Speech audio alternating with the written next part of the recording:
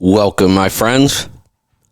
Welcome to my world. I'm your host, Kevin Rutherford. It is Monday, May 9th. We are here live. We're opening the phone lines right now. It is a free-for-all kind of day. Nothing going on today, just whatever happens to be on your mind.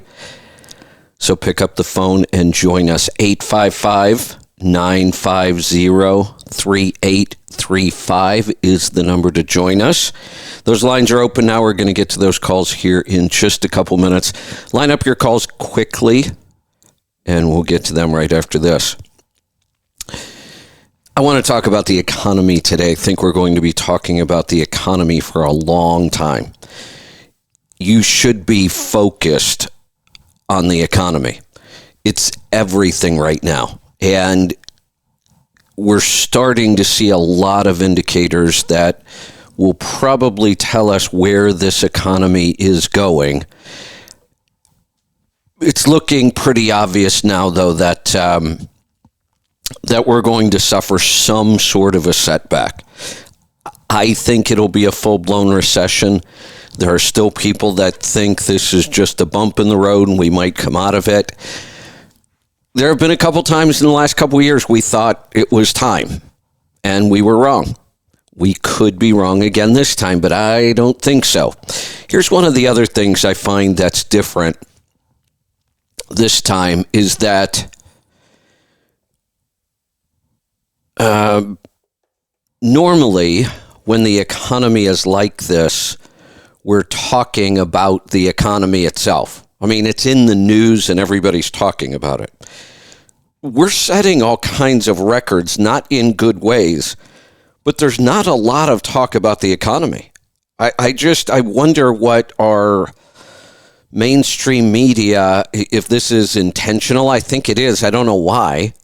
Maybe because they don't like to talk about bad news with this administration. But our media, honestly, has become so irresponsible that if you want to know what the news is, you need to really go out and look for it. You need to read or listen to multiple sources, then try to verify as much as you can through other sources. You know, I remember a time when you just, whatever channel you watched, you were probably getting a reasonable facsimile of the news. Now, that's just not the case. I mean, I've said one of the things you can do that'll make you a little crazy, watch CNN for a couple hours, then flip to Fox for a couple hours, then flip back to CNN. It'll make you a little crazy. You'd think there must be two different countries we're talking about here. The news isn't even close anymore. So whatever channel you watch, whatever channel you believe, whatever source you believe, I would corroborate it as much as possible with other sources. Right now, the economy should be all over the news, and it's really not. A couple mentions of it here and there. The stock market is cratering, really, and we barely hear about it. Now, I know we started at such high levels with the stock market this year, but this has been the worst year the stock market has had in a long time. We know about inflation. That is the one thing that we hear about, not as much as we should, though. Not in my opinion. I think we should be hearing about this, talking a lot more about it. Here's the real key to watch, and this will determine a lot of things. That's the interest rate. So for the last decade, we've had pretty low interest rates, really low interest rates at some point. For the most part, there was a time our interest rate was kind of really stuck around zero. That's the Fed rate. Then the banks tack on a little because they have to make money when they loan money. But mortgages just recently were still under 3%. Now they're approaching 6%. That happened fast. The Fed controls the Fed interest rate. That's the money banks borrow, and that's the price the bank has to pay to borrow the money. Then the bank tacks on a little bit and loans it to you and I, consumers or businesses.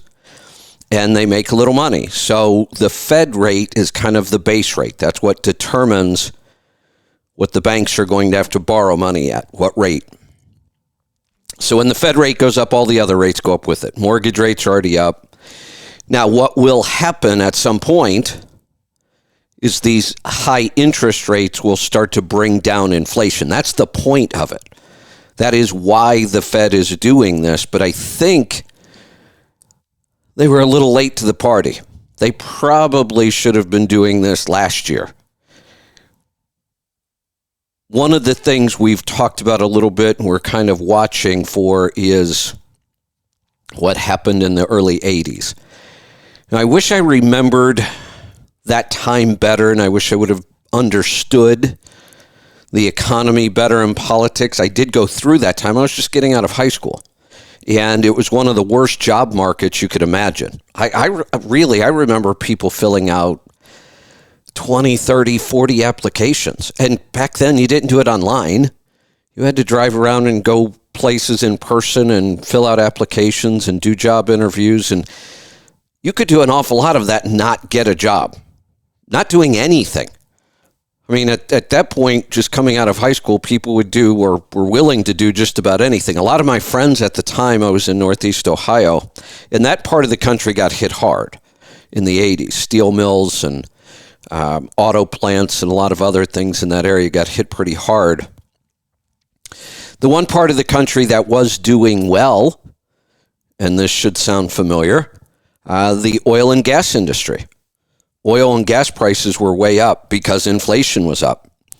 So a lot of my friends at the time got out of high school, moved to Texas and Oklahoma. There was a lot of work down there. Prices were through the roof. Mortgage rates hit. Boy, if I remember right, they were right around the 15% mark. That's just insane. Thinking about buying a house with interest rates anywhere near 10%, much less over that, 15% mortgages. Well, what that will do is bring the housing market back down. See, all these inflated markets, trucks. Most people have to borrow money to buy a truck or trailer. Most people have to borrow money to buy a house or a car. Well, all of those prices are so inflated. But now if you inflate the cost of borrowing the money to buy those things, they become unaffordable for many people. That is what eventually will bring those prices down. We're already starting to see it a little bit. I'm seeing some posts about trucks at auction starting to sell cheaper than they were. That may be the first crack in the armor here. Real estate. I'm kind of keeping an eye on real estate, mostly just in my area right now. I don't watch national prices a lot, although with all the reading I do, it's hard not to see that the real estate market is still pretty hot. I was thinking that maybe it would start to cool down, and it will. What you may still have out there right now, you may still have some cash buyers.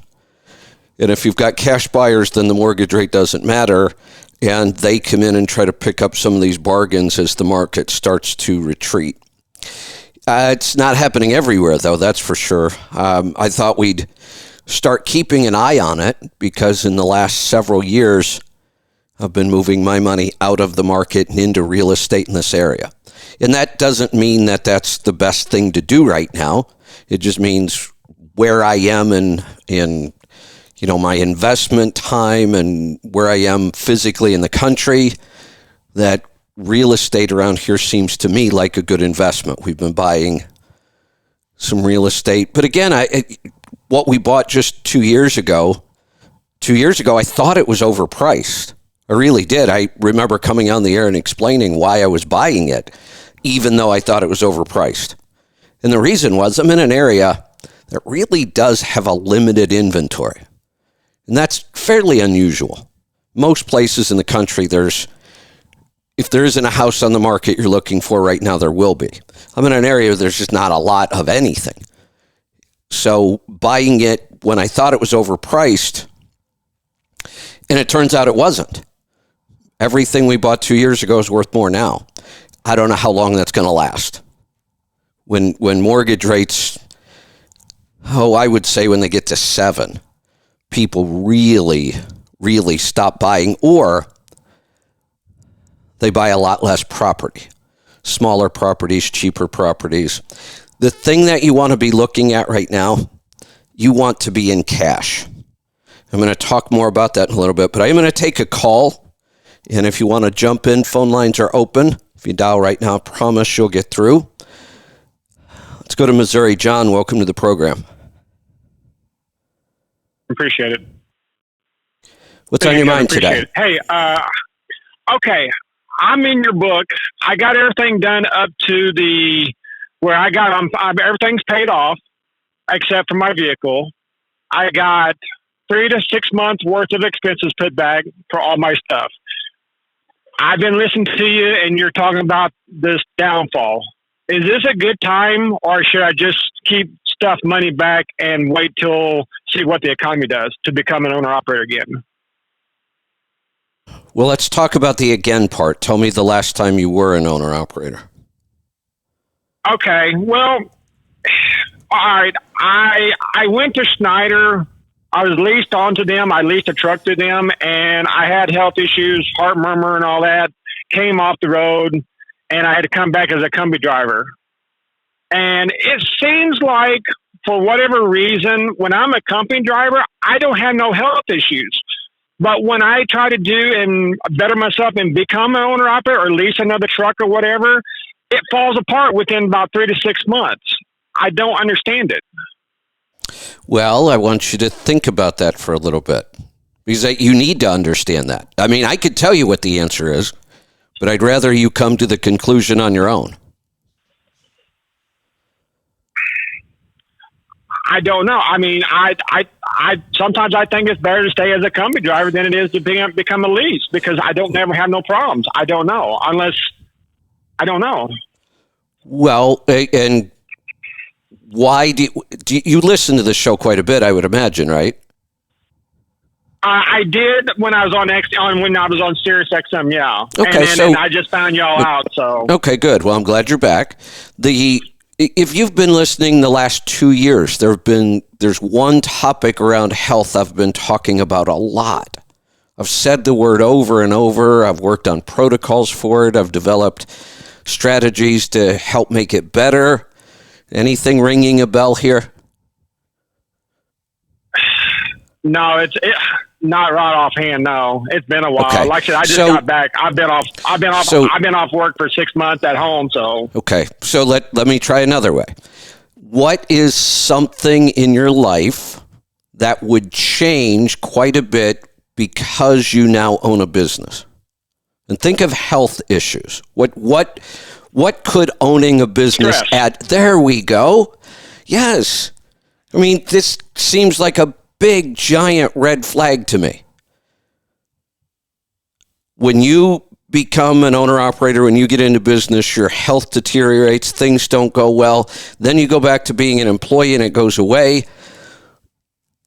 That's a pretty big red flag. Okay.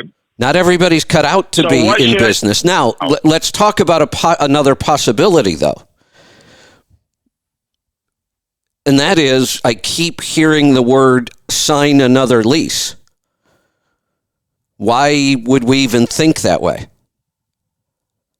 Well, I'm not going to, but I'm looking at for what the lease would be compared to what the rates is right now. Is there going to be much difference? Is it going to be about the same price? Price for what? For the trucks. Like the trucks are so high right now compared to the leases, what the leases, they're about the same. Okay, so let's say they're the same. And it's a hard comparison to make, but let's say they're the same. Let's say you're going to pay about the same. Why would you lease?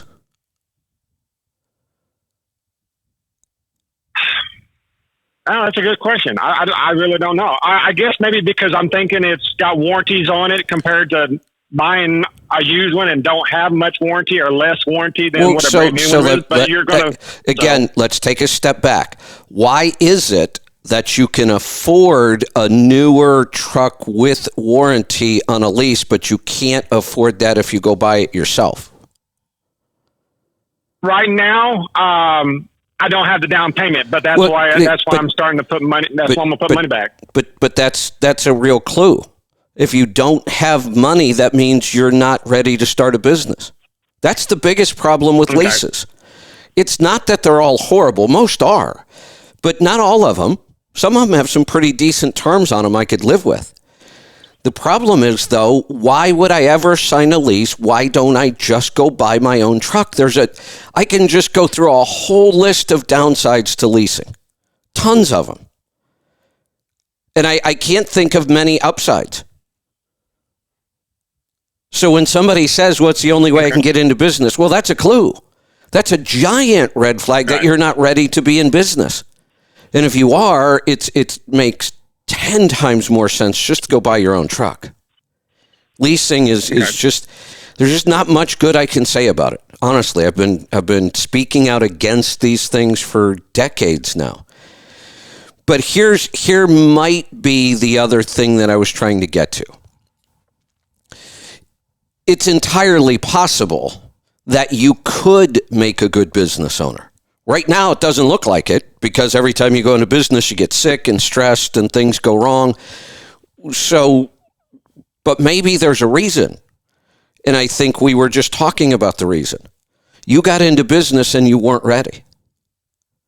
You weren't ready financially. You weren't ready mentally. You weren't ready really in any way. And that is really, really stressful.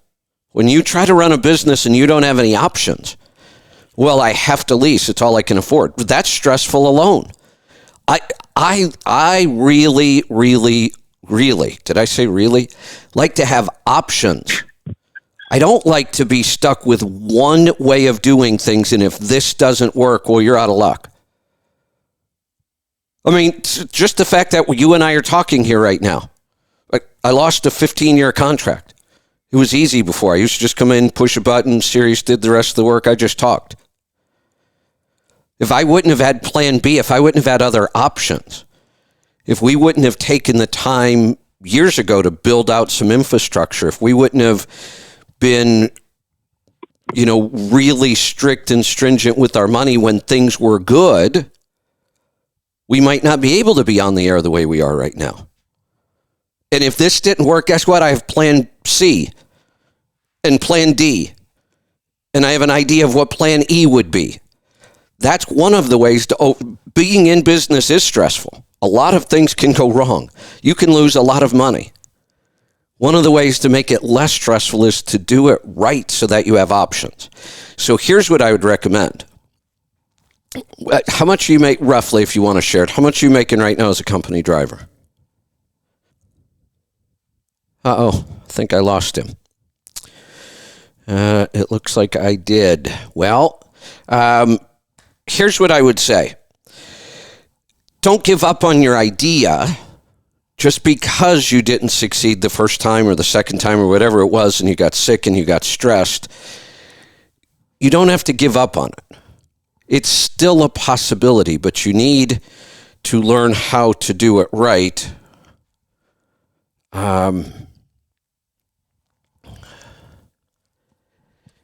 Because when you're not doing it right, it is really stressful. So one of the things that I'm looking at, a couple of years back, I can't remember the last year I did it, 2017, 2018, maybe, I guess it's more than a couple now. One of the things that I did, the book that I wrote about becoming an owner-operator, stop holding the steering wheel and start driving your business. We turned that book into an online course. Now, you can go take that course right now, and I recommend you do. You can take it as a self-paced course. It's at Let's Truck University, which is learn.letstruck.com. And I have several courses there about getting into business. Honestly, right now, I'd recommend taking them all. In those courses, I recommend books to listen to on business. So take the courses, take the book recommendations, listen to the books. Take this time right now where it's not a good time to get into business and use it to get yourself prepared to go into business. And if you do it right, it's a lot less stressful. Clearly, there can still be a lot of stress to running a business, especially in the beginning. But I can almost say it never really gets much easier. You always have risk, no matter how big you get, too. You know, I used to think, well, when you get to a certain point and you've got so much money, there's no risk. Well, there's always risk. There are all kinds of different risks in business. I know we make it the American dream. We talk about what a great thing it is. A lot of people would like to own their own business. Most people really shouldn't. And you see that. That's why we have such a high failure rate. I'm okay with that too. I mean, if you don't know whether you should or not, get prepared and give it a shot. My program, the book, the first chapter, and it's a long section actually, is all about trying to help you make up your mind about whether you are ready to do it or not. One of the things I'll go back to, I got off on a rabbit hole there, was a couple of years ago, I actually took that course, and the course exists right now. You can go take it on your own pace. You take it yourself, all the materials there. You can download things. There's audio files to listen to while you're driving. It's all there. You can take it at your own pace. I used to do it as a class, and I think we taught it over 13 weeks. So we would get together once a week on a video conference. I would present the material in that chapter, and then you'd have the ability to ask any questions you wanted, and I would actually give you some assignments for the week, and then we'd get back together the next week, and we'd go over, answer questions, go through the material. We did it over a 13-week time period, and it was a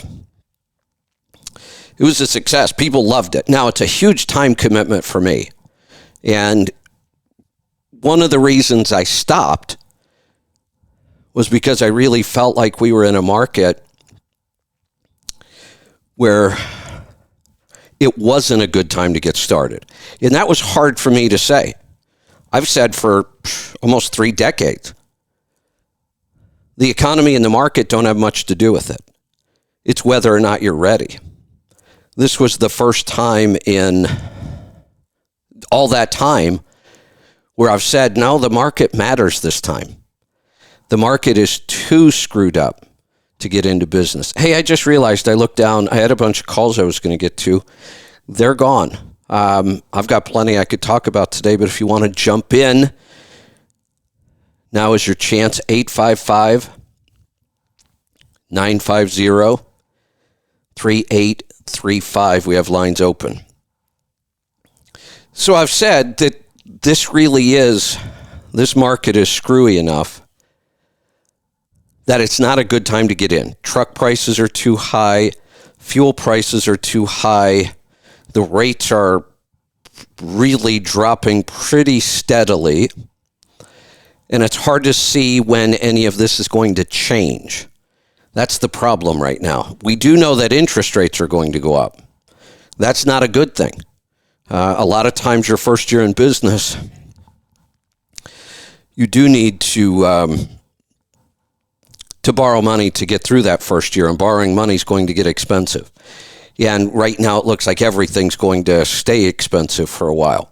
But now would be the time to get prepared. It's actually this could be a huge advantage if you're thinking about getting into business. Because if you can convince yourself, or I can convince you, that this is a lousy time, but it's a good time to get prepared. See, a lot of times when the market was really hot and you find a truck and somebody says, yes, we'll finance you, you want to jump right into business because you don't want to miss out on those opportunities. And we saw a lot of that happening over the last decade. And unfortunately, when people get into business in a market like that, they don't really have a plan. They rushed in. They don't understand business. They're doing okay because rates were so good, fuel prices were so low. It was hard not to do good. But they don't really know how to run a business. Well, now that urgency is gone. There's no big hurry right now. In fact, it's the opposite. You don't want to be in business right now. Too much is out of whack. Too much is out of balance. At some point, we'll reach the bottom. We don't always know when we're at the bottom, but we have a pretty good idea. We're nowhere near there, by the way. We're not even close. That's really what we're waiting for. When you get to the bottom, then it can be time to look for those opportunities and get back into business. That's really what we're waiting for this time. So when we start to get closer to that place, when we start to get to where it looks like we are at the bottom and things are going to start climbing back out, I will probably start doing those classes again. Right now, I don't want to do them because, honestly, I don't want to encourage anybody to get into business. But I would recommend you go take the course. It's fairly inexpensive when you take it on your own. I don't remember the price when I do them, a couple hundred maybe, when I do the class itself. But this would be the ideal time to go take that course and start to get prepared. Like I said, there's lots of things in there that will help you get prepared. There's lots of book recommendations in there. So take this time and start getting ready. Start planning your business. Start taking actual steps towards getting into business. And then you can just wait till it's time to pull the trigger and you won't be in a hurry. It's a really, really good way of doing it. All right. I'm going to take some phone calls. I'm going to go to South Dakota. Jamie, welcome to the program. Good morning. Good morning. What's on your mind today? Here. Well, I bought a new truck. I bought a new Mack Anthem, and they didn't build it right. I ended up with a light front end and too much wheelbase. Is there anything a guy can do are there any products out there to help close that gap? Say that again. What's it? Tell me about the configuration. It's a 6x4, 233-inch wheelbase with a 12.5 front. So when I get the trailer where it would ride nice and aerodynamic, I'm, 13.6 on the front instead of 12.5. Okay. Yeah. So what make and model is this truck? Mack Anthem. And is there anything we can, I guess not, if the axle's just too light and we try to get it closer. What kind of trailer do you pull? Reaper. And have you measured the gap? How big's the gap? It's 39 inches. Okay. Yeah, we're losing some fuel economy there. I don't know. I'm sure you have cab extenders already, correct? Yes. Air tabs? Back of that. They're on order. Okay. I mean, that's the one simple, inexpensive product that actually helps and it does work. It's not a fix-all for, really big gaps, but it definitely helps clean up that air a little bit. They're inexpensive. They usually pay for themselves pretty quick. Almost every other device I've seen hit the market, and I have watched a lot of them. Several companies over the years have contacted me about helping them market products for this. I've seen things that go on the tractor. I've seen things that go on the trailer. I've seen things that move. I've seen things that deploy at speeds. I've just never seen much of anything stick. And to know that, all you have to do is look around. I mean, you're looking at trucks every day. Do you see much that's really working in that gap? I guess I wasn't paying attention because on my old truck, I was able to get it to a reasonable distance. Right. No, I like I say, I wish there was more out there. There have been attempts, and I've actually seen some things that I thought worked really well, but like I said, nothing seems to stick. It's actually easier to modify the trailer somewhat to help with that issue. One of the best devices that I remember actually mounted to the trailer and then extended forward in motion and almost closed up the gap completely. The issue there we've talked about before, that might be a great product for owner-operators who own their own trailer. That's a fairly small market.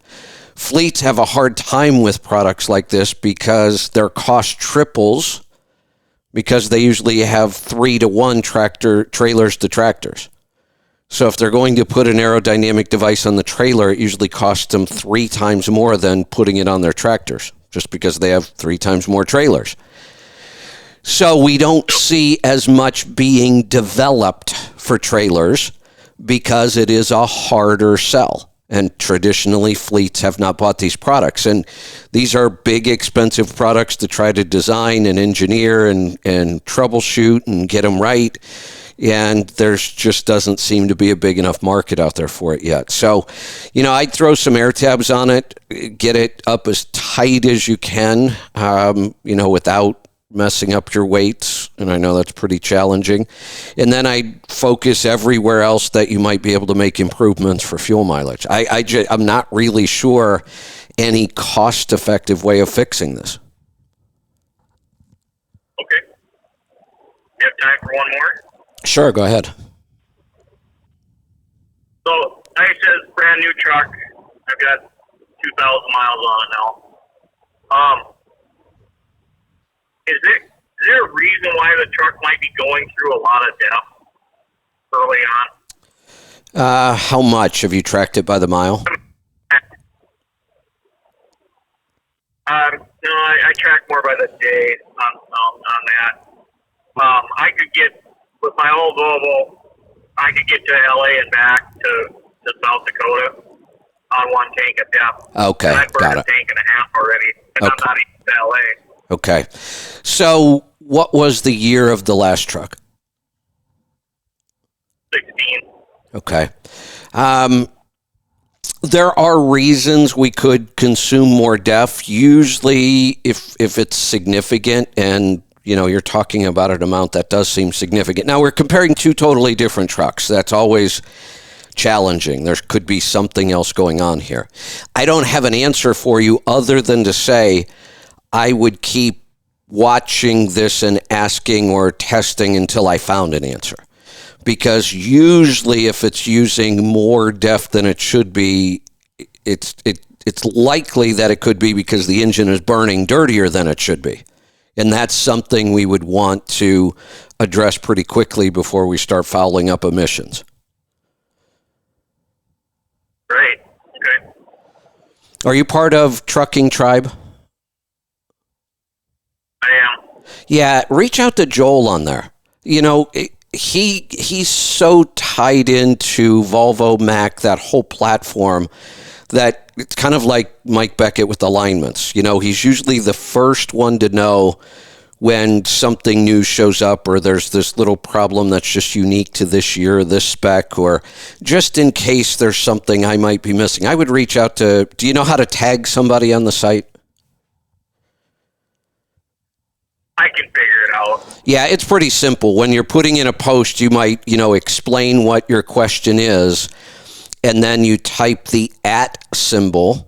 And when you type the @ symbol, a list of names comes up. And if you start typing in Joel, and then you can even skip to, M, and you'll see his name will come right up to the top. You just click on it. He'll get notified that, somebody's asking him a question. So I would reach out to him. He may have some other ideas for you. Sounds good. Thank you. All right. Thanks for the call. Let's go to Texas this time. Fred, welcome to the program. Morning, Kevin. How you doing? Good. What's on your mind today? Well, I had a question. I started going back local here about half a year ago and doing some LTL work and home every night, all that stuff. My biggest drawback is driving in traffic and getting stressed out and all that. I was wondering if the Garmin watch that you have on the on your website there, does that have any kind of like alert if your heart rate goes up, so you kind of like self-trigger or anything like that? It's just difficult for me to kind of get wound up a little bit. So yeah, you can set all kinds of alerts based on things like that. You don't have to. One of the things I like about this watch over a lot of other wearables, it's got a big enough screen that I can access almost all of the data I want to see right on my watch. Now, if I want to get a better look at it or get graphs or history, I can open the app and then I can really see a lot. But this is the watch by far, and I've tested dozens of wearables. This is the one that I like for that reason, that I can see a lot of what's happening right on the screen. I don't have to mess with the phone. So, and then you can set those alerts based on some of those parameters. One of the things I'll tell you that I've discovered, and I discovered it by wearing the watch and having access to that instant stress number, is I realized why our traditional approach or even our holistic approach to stress hasn't been working well for the last couple of years. And I've actually talked with other practitioners. Everybody struggles with this. They've been working with people and getting them healthy, and all of a sudden, even the people they had worked with for years weren't as healthy as they were. They were starting to see new issues. And then people who came to them new seemed to be more difficult to help. We noticed that with our discovery calls and our one-on-ones. And we finally realized stress has changed. Stress in this country has gotten really to a point we've never seen before for a lot of reasons. The news, politics, COVID, lockdowns, mandates, we could go on and on and on. It's been a stressful time. And what we've learned, why, we all immediately started talking about things like meditation, mindfulness, taking walks, out in nature, and getting away from the stress. With all of those techniques are a way to get away from the stress. And that's what we all started helping people with. And it wasn't working that well. And I was experiencing it with people I was working with. I was talking to other practitioners. They were experiencing it. So that's when I decided to just really try to learn everything I could about this and develop a protocol. And what I figured out was that getting away from the stress can only help so much. And the best analogy I have here is if you wanted to go run a marathon, you wouldn't avoid all exercise, would you? No, sir. And if we want to be able to deal with stress, the way to do it is not by avoiding all stress. We just get weaker. Just like if we don't go exercise, the longer we were to try that strategy of running a marathon by not doing any exercise, the longer we did it, the worse it would get, right? Right. Yes, sir. But that's what we keep doing with stress. We know it's there. And we think, okay, I need to take a day off. I need to relax. I need to meditate. I need to go do something fun. And it feels better in the moment. But then what we noticed was immediately upon being introduced to that stress again, people fell apart. And it's affecting their health. I had a caller earlier. Every time he gets into business, his health deteriorates. That's stress. Right. So what we figured out, just like if I want to run a marathon, I need to go run. I need to go make my body stronger. Now, when it comes time for the marathon, I may take the last couple of days off and get away from all of that, but I can't do that forever. I can't do that as a strategy. So the same thing here, we had to develop ways to make your body stronger against stress. So the strategy really isn't to avoid it. The strategy is to improve our body's ability to handle it. And we had to go figure out how to do that because nobody ever really talked about that. There's a thing called eustress, and it's a type of stress that actually strengthens your body against stress. Another term I've heard is hormetic stress. So what we do is we stress the body in a very specific way, and it's kind of like working out our stress muscle. So our stress muscles get stronger and stronger. Then we can still say, hey, you know what? I need a break. I'm going to go meditate today. I'm going to go hang out in the park. I'm going to get away from stress. That's fine, but it can't be your only strategy. You've got to do these things that build your stress muscle, and then you'll start to notice, wow, look, I'm in this really stressful situation, and yet it's not affecting me hardly at all. Just like, if I run 3 miles every day, pretty soon running 3 miles isn't that hard at all. So the 4 that I came up with, there are a lot of ways of doing this. The 4 that I came up with that were the easiest to do on the road for a driver and took the least amount of time. They are the Wim Hof breathing and cold exposure, cold showers or cold plunges. Those 2 are basically free. You can do those anytime you want. Doesn't cost anything. Now, I will say sometimes it's hard to find a cold shower on the road, but it can certainly be done. Then the infrared sauna blanket is an excellent way. And again, I went with the sauna blanket because it's like a sleeping bag. You can take it in your truck with you. It runs off an inverter. I've tested it on batteries and inverters, and it works. And that has other benefits, detox, all kinds of things. And then a short duration, high intensity workout. And when I say short duration, I mean 10 minutes, 3 or 4 times a week. That's it. Not an hour and a half on a treadmill. And I really prefer resistance training over cardio training. So you could do high intensity wind sprints, and it would help. But I think there are far more benefits to high intensity resistance training. That's why we partnered with X3 for the X3 bar, because again, you can carry that in the truck. You can do your 10-minute workout easy. So with those 4 things, what we're finding is when people do those consistently. I'll look into that infrared sauna then, and the and the X3 bar also. See if that'll. Yeah, and then since you have the watch, work on me a little bit too. Yeah, since you have the watch, you'll be able to track all this yourself. You'll be able to watch your body battery. You'll see days where you start at 100 right now, and you're down by 5, down to 5 by the end of the day. Well, that tells me, 1, you've had a very stressful day, and 2, you're not really ready to handle that much stress. We shouldn't end every day with our body battery at 0.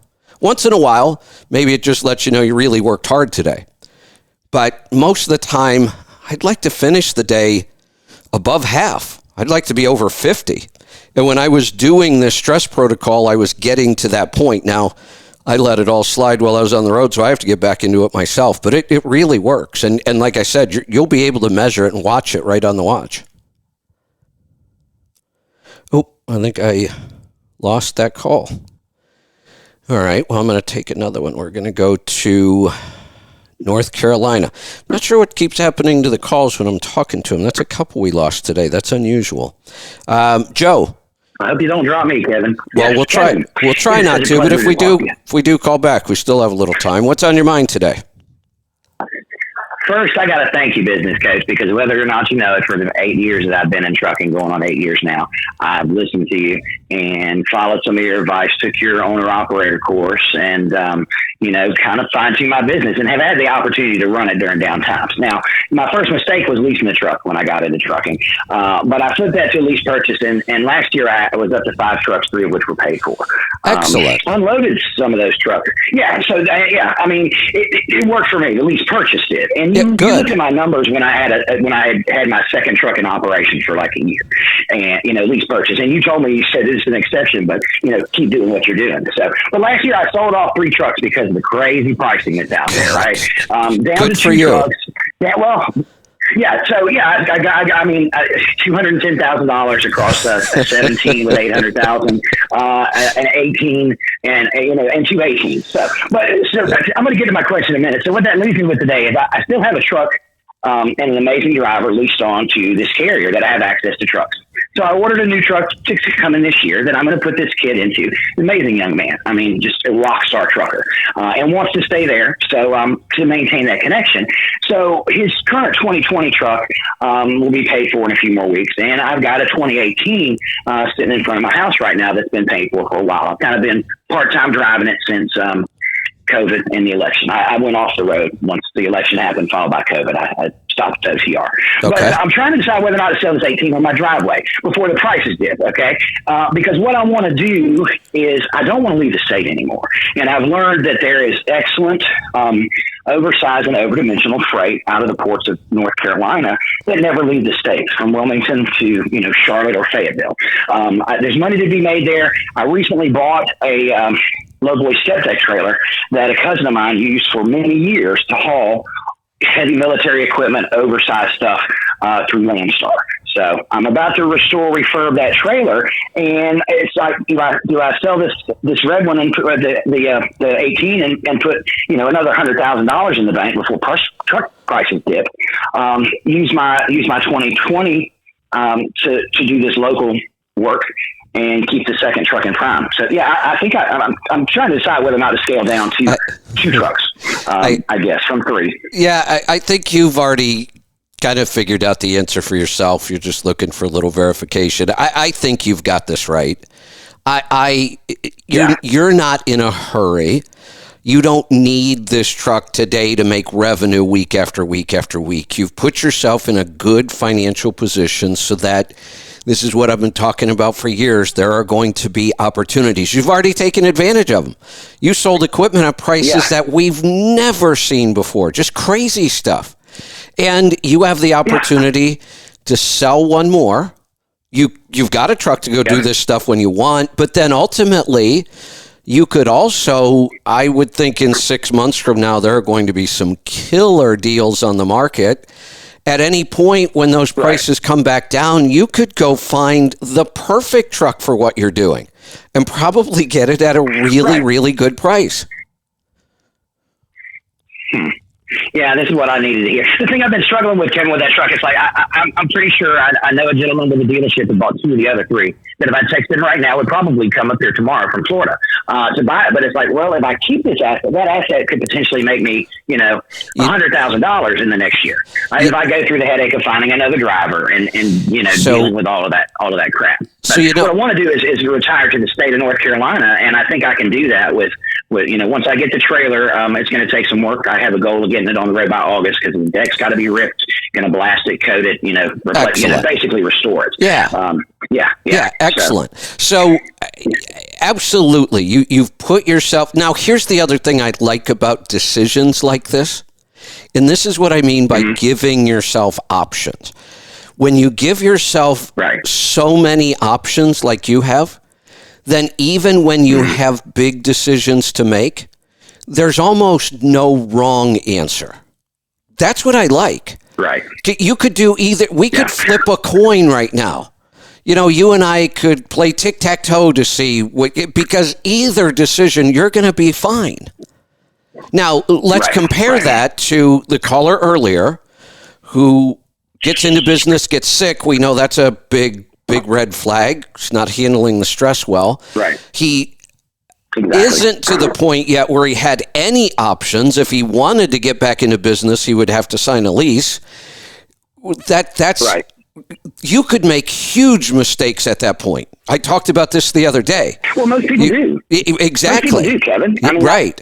Yeah. But once you get to the point where you've been making good decisions, you've been doing the right thing, you sacrifice to put money aside, you pay attention to what the market's doing, you end up in a place where even if we make mistakes, the results aren't catastrophic. Right, exactly. We can correct and learn from those mistakes. Another thing that I got from you, because I was hard-headed, before you hammered that into me. So thank you for that, business coach. I appreciate it. Yeah, I think I'm going to sell it because my heart's not in getting in it and driving it. That's what I've been doing recently. Is I went from North Carolina down to Florida because it's crazy. Reefer rates out of Florida, even for contract freight, have been acceptable. I've avoided Florida for years, but I with this truck, I've been going out for 5 to 7 days, but go from here to Miami and bounce around in Florida, South Georgia, and come back home. But even that, I'm kind of I think I'm over that for now. Yeah. I need to get my equipment moved, get some equipment ready, and transition into the next adventure, which will be flatbedding for equipment for short haul. There you go. Yeah. No, these are the calls I love. I want to help everybody, and I get frustrated when somebody's in a position where I can't really help them other than say, you have to improve the position you're in. It's right. Yeah. Well, but I don't know what else to do when somebody's in that position.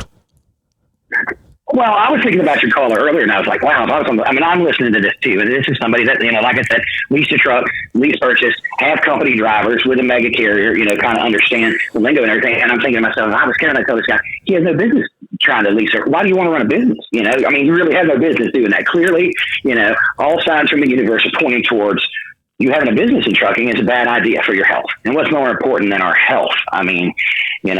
Right. And again, I always want to look at, most people shouldn't be in business, but why not try it? We found some signs that didn't work well, but even then I can look and say, well, it's clear why your business was so stressful. You had, in a lease purchase, you have almost zero control. And I will tell you, nothing stresses me out more than not having personal control over something. If any part of my life is now controlled by outside forces other than myself, that is outrageously stressful for me. I think that's probably stressful for most people. They don't understand how often they put themselves in those positions by not making, the right financial decisions or the right business decisions. When you get to that place where there's not much in your control, what do you do with the lease purchase when the truck you've got ends up in the shop every other week? Well, if you're with a good carrier, you might get enough money to cover your hotel bills. Through work. If you lease a brand new truck, okay, right? That's what you're going to get. But I was just thinking, it's interesting you say that, because I took myself back to 7 years ago when I would come home for a week, and that lease truck sat in the same spot my paid for truck is sitting now, right? And the whole week that I was home, and I'd run for 8-9 weeks at a time before I took a week off, I'm thinking to myself, that truck is costing me $1,500 with tags, payment tags, everything else, to sit there, $1,500, which means when I go back out the following week, I've got to bust my ass and do it again. It takes a dedicated kind of person. And, company drivers are a beautiful thing. If you have a good, loyal, good quality driver, it's just, some people don't need to be in business. Probably only 20% of the population needs to be in business. Who has enough sense or wherewithal to be in business, I think. Yeah. And is willing to, and even those, I know I struggled a lot my first 5 years in business. Struggles that were stressful and mistakes that could have put me out of business. I was close a couple times. And it was a lot of stress. Sure. I've experienced that. Yeah. I was one of the lucky ones. I was young. I had enough. I had more energy than I had brains. I had more energy than I had money. And I didn't want to quit. I didn't want to give up. I was told several times. At one point, I was told, you are exactly why they created bankruptcy laws. You need to just bail and start over. Go get a job somewhere because you're not going to make it out of this. And I looked at that and said, well, of course he's telling me that. He's a bankruptcy attorney. That's how he makes money if I file bankruptcy. So I thought, why would I voluntarily give up and quit? I'm going to keep doing this until somebody shows up at my door and takes this stuff away from me. Right. Exactly. And that's what I did. I'm not stopping. Yeah. I've already created the mess. I'm already so deep in debt. If I file bankruptcy now, or I try for 2 or 3 or 4 more months and I file a slightly bigger bankruptcy, is it really going to matter? But if I quit now, if I say, I believe these guys, I'm just going to throw in the towel, I would have wondered the rest of my life if I could have saved that. And I did save it. Took me about 4 years to dig out of that hole. But I tell you, Wow. you know this because you mentioned it. I learned more during that time than I've learned in the entire 30 years I've been in business. Right, the failures. If you can learn from them, a lot of people can't. But if you can, I mean, and you know what else I learned from you? Ready, shoot, aim. So I just needed confirmation to shoot this morning to sell this truck. So thank you for that. But I got a question for you. Back during those stressful times, how was your health?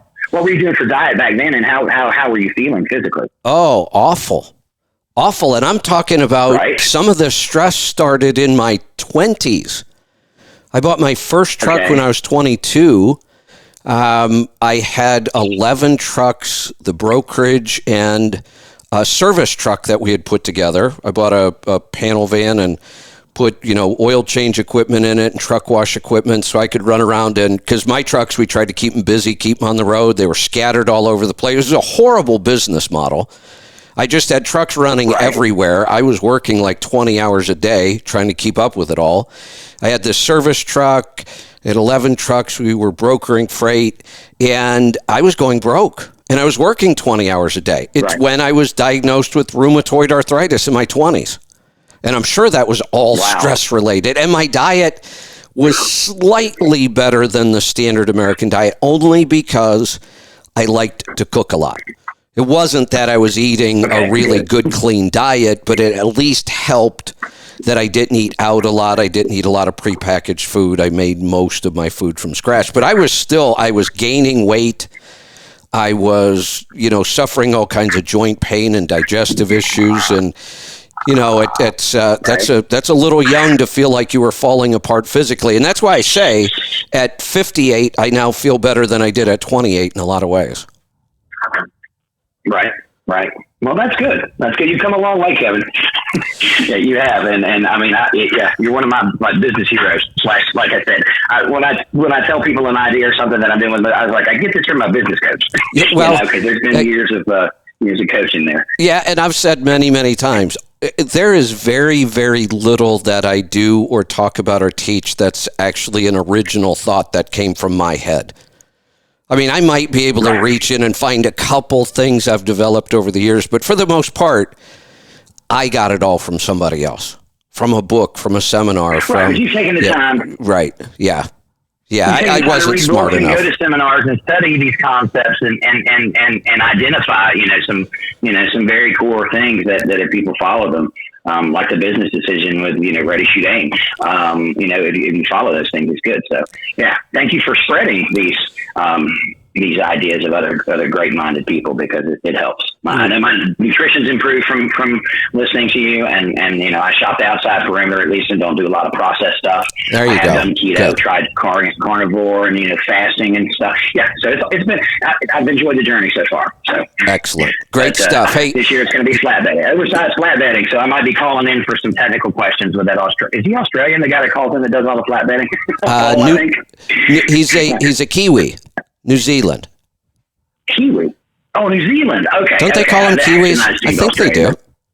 I don't know. I don't know. But you know what? That's asking next time you talk to him. Yeah, if they do, it's probably no longer politically correct, but who knows? Right. Oh, well, screw that PC. Yeah, there you go. All right, Joe. Hey, great stuff. Thanks for calling. Those are the kind of stories I look forward to when times get tough.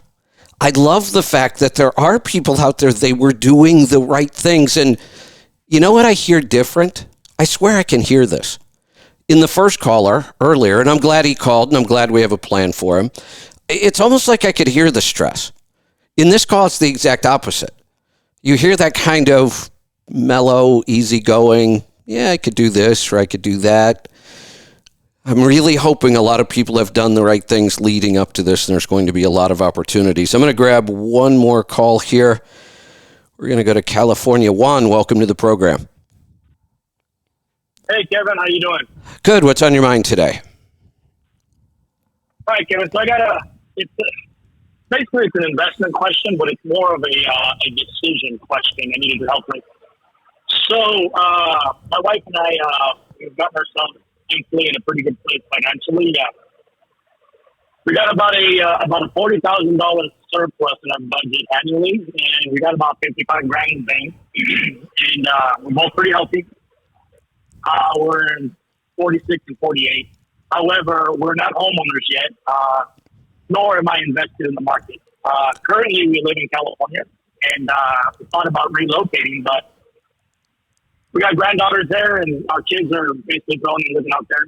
But I was looking at the savings if I were to buy out of state, say Texas or Tennessee or somewhere else. When it comes to owning a home, the difference of about $300,000 with interest over 30 years. If I took that money and invested it in the market, and just say the S&P 500 we can talk about, with just a conservative 8% rate, in that 30-year term, we're talking, $2 million. If I were to get a property that was lower cost, at least half the price of what I could get in California. The question is that reason enough to move out of the state of California? We only got 20 to 30 years reasonably to invest. Yeah, it can absolutely be. Well, it is a reason. Let's just say that. That is a reason. We would put that in the left-hand column of why we would move out of California, and that's a big one. And I'm so glad that you did all those numbers. Most people don't even think that not only does the initial purchase of the house cost me more because of the market here, that means I have to borrow more money, which means my total cost of ownership goes way up, like you said, $300,000. And property taxes are usually higher. Maintenance on properties in markets like that is always higher. So you were looking at the big picture, which is awesome. So that is the number one reason to put in the left-hand column. Now, you could go through other reasons, and I would do this. I would keep filling in that left-hand column. What are the other reasons it makes sense for us to move out of California? Then you have to start working on the right-hand column. And we know we have a big one there, grandkids. We want to see them. We want to spend time with them. So now, if we have all of these facts, is there a place where we could buy a property that would save us significant amounts of money, but if we plan properly, would still allow us to spend a lot of time with grandkids? Yeah, just try to find a balance. I get you. Yeah, and one of the ways that it helps is this two-column thing. Get everything down in these two columns you possibly can, and then things start to present themselves. You start to see some new ideas, new ways you could do this. But clearly, you're good at this. You've already got a great start. I appreciate it. One more quick question, if you have time. Sure, go ahead.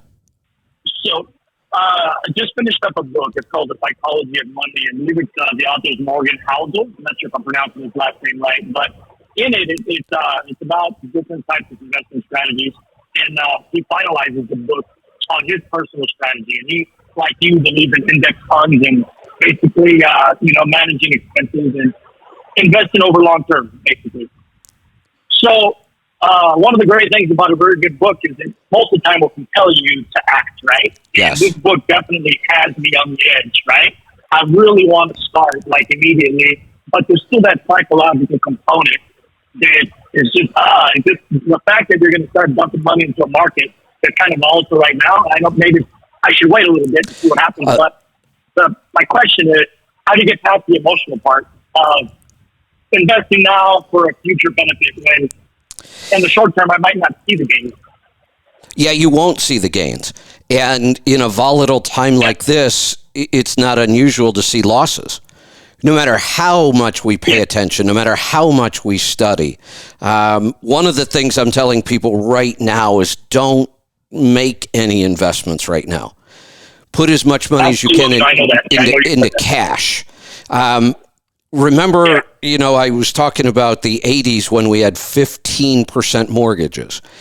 We also had 10% CDs. Certificates of deposit. That is a guaranteed 10% return with no chance of loss, period. None. We may get back to that place again. So, this cash that I'm sitting on, and we converted some things to cash, and we're watching the markets, and we'll have lots of opportunities. Do I think the S&P 500 may make a short-term run? Do I think real estate may hit the bottom and I can put cash back into real estate? But then there's another option.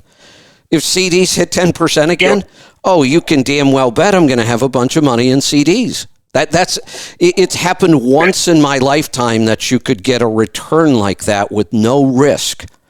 And if and we're looking like we might be in a situation for it to happen again. If it does, I'm not going to miss out on it this time. Sure. All right, that helps me quite a bit. I appreciate it. So I'm going to just hold off for now and just kind of pay attention to what happens in the next few months, and then I'm sure I'll call you back and go from there. Excellent. I'll look forward to it. All right, Kevin. Thank you very much. You're welcome. Thanks for the call. All right, we're going to wrap it up today. It's kind of a quick day. We will be back tomorrow with the Power Hour, Wednesday with Destination Health, Thursday with Rolling Toe. Friday, we'll try another version of another episode of Trucking Technology and Efficiency. I may throw in a book review this week and another episode of The Pit. We will see. That's what I've got in the works right now. We'll see you back here tomorrow. Be safe, be profitable, be fit and healthy. Always do the hard work and master the journey. I'm Kevin Rutherford.